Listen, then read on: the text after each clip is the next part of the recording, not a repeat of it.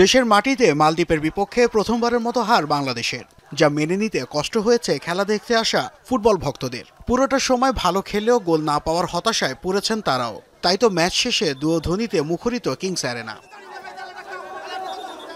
তাদের সামলাতে রীতিমতো ঘাম ঝরাতে হয় আইনশৃঙ্খলা বাহিনীর সদস্যদের। টিম বাস আটকে রেখে প্রতিবাদ জানাতে থাকেন তারা। সুস্পষ্ট ব্যাখ্যা চান এই হারের। আজকে খুবই হতাশ মানে খুবই হতাশ। যেখানে বাংলাদেশের বাইরে 70% বল ছিল, আমরা সবাই দেখছি সবার কাছে 70% বল ছিল, তারপর কেন বাংলাদেশ একটা গোল দিতে পারলো না বলেন?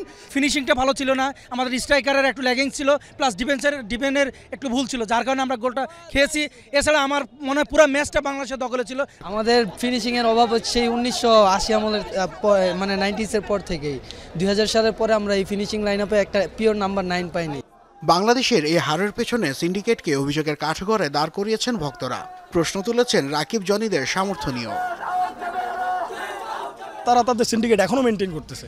আমরা হয়তো ভাবছিলাম যে সালাউদ্দিন যাওয়ার পরে সিন্ডিকেট কিছুটা ভাঙবে, আমরা আমাদের যোগ্য দর্শকদেরকে পারবো খেলাইতে, কিন্তু আমরা মানে যেটা দেখলাম যে আমাদের যোগ্য খেলোয়াড়রা খেলতে পারতেছে না। সালাউদ্দিনের জন্য আমরা মামলা খাইছি 2টা।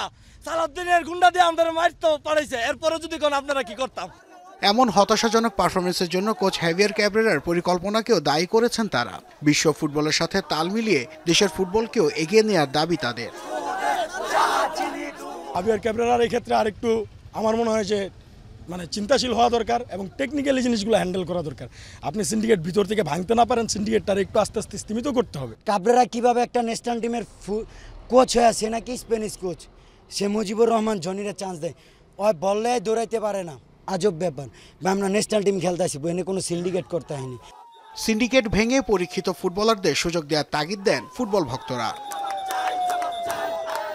নাসিফ শুভ, যমুনা স্পোর্টস, ঢাকা।